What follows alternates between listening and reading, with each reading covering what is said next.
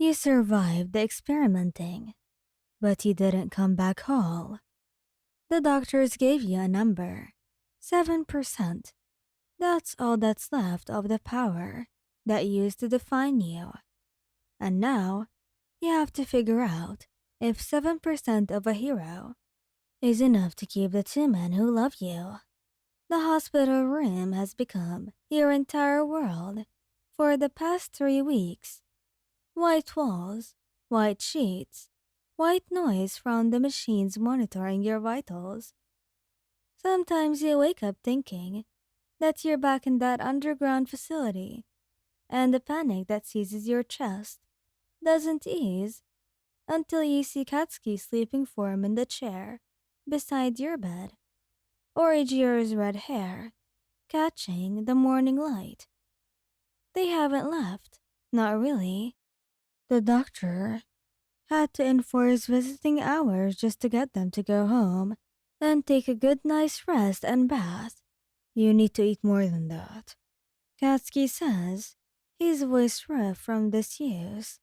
It's mid-afternoon, and he's watching you push around the hospital food on your tray with poorly concealed frustration. You're still too damn thin. I'm trying, you murmur, forcing down another bite of flavorless rice. Your appetite hasn't returned. Nothing tastes right anymore, and your stomach rebels against anything more than small portions. His jaw clenches, and you can see him fighting to soften his approach. I know. I know you are, but just a bit more, okay? For me. The door opens, and Ijiro enters carrying a small bag from your favorite bakery. His smile is gentle, but it doesn't quite reach his eyes the way it used to. Nothing's been the same since the rescue. I brought you those cream puffs that you used to love. Thought maybe something sweet might help. Thank you, Iji. You take the bag, and the familiar smell actually does make your stomach growl softly. It's a small victory, but both of them light up like you've just won a championship. These tiny moments of progress feel monumental when measured against where you started. The first week, you couldn't even speak without breaking down. The nightmares came every time you closed your eyes. Dr. Yashida's face, the green glow of that serum, the feeling of your quirk being ripped away, like someone was extracting your soul. Recovery Girl has been visiting daily. Today, she's running late, but when she finally arrives, she has that look on her face, the one that means news you don't want to hear. Hello, dear. She settles onto the stool beside your bed, and both boys immediately tense up. I've completed the full analysis of your quirk factor. Your hand starts trembling. Katsuki's hand immediately covers yours, warm and solid. Ijiro moves to your other side, his presence a wall of support. Tell me, you whisper. Recovery Girl's expression is kind, but honest. The extraction process caused severe damage to your quirk factor.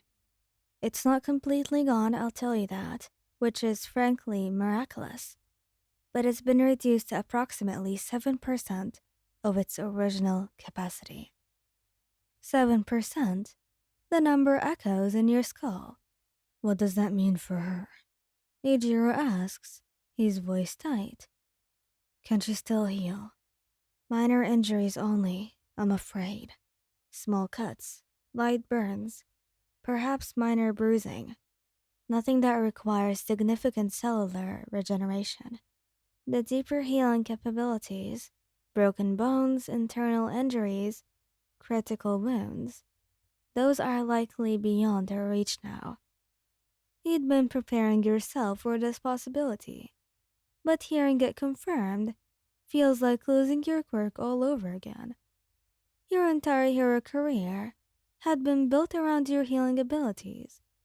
You'd been assigned to rescue operations, disaster relief, frontline support. What use were you now? That could go to hell.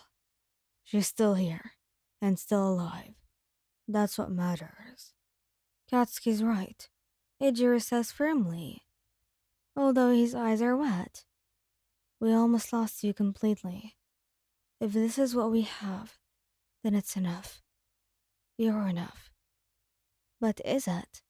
That question haunts you as the days blur together. Physical therapy starts the following week. Your muscles have atrophied so badly that you needed help standing at first. The humiliation of it burns through you.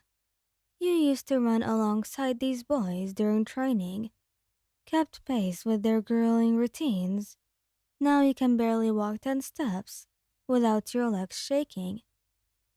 You're doing great, Ijiro encourages, supporting your weight as you shuffle down the hallway. Katsuki walks on your other side, his hand hovering near your elbow, in case you stumble. I'm pathetic, You mutter. Say that shit again. Katsuki challenges, and there is real anger in his voice now. Go on. Do it one more time and see what happens. Despite everything, a small smile tugs at your lips. I'm only stating facts. Well, I'm also stating facts. He counters. Fact, you survived something that would have killed most people. Fact, you're getting stronger every day. Fact, you're the toughest person I know, and I know Kirishima. Hey, Ijiro protests, but he's grinning. The moment feels foreign, like a language you've forgotten how to speak, but it's something. You finally get discharged after another week. Returning to the dorms feels surreal. Everything looks the same, but you're fundamentally different.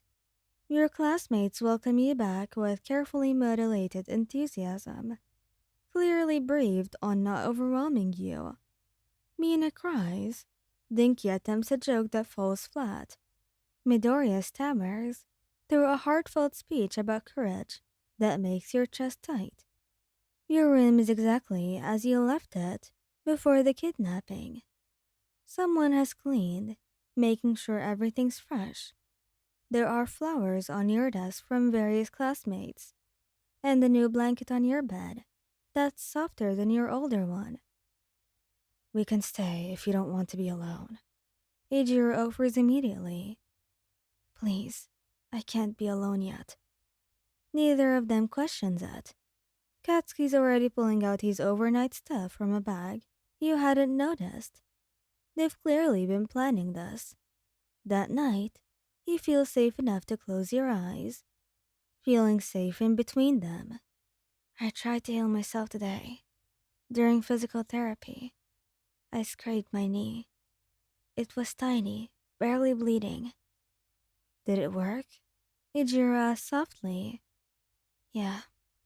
It took 5 minutes and exhausted me, but it worked. I used to heal injuries like that in seconds, without even thinking about it.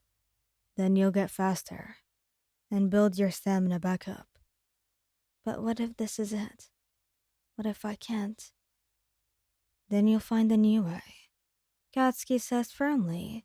Support items, strategy, teaching. I don't give a shit.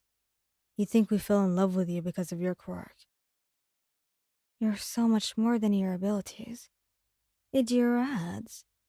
You're brilliant and brave and kind. You held on for weeks in that place. You survived. That's the most heroic thing I've ever seen. The tears come then, silent and steady. They hold you through it, murmuring reassurances and love confessions, until you finally drift into an uneasy sleep. Recovery isn't linear. You're learning. Some days you can walk to class without help. Other days, the smell of disinfectant sends you spiraling into a panic attack. Your quirk remains weak and unreliable. You successfully heal a paper cut one day, but the effort leaves you shaking and nauseous. But you're here. you're alive, and somehow it starts to feel like enough. Thank you guys for listening. Hope you like this video. Please don't forget to subscribe, like, and share. And goodbye.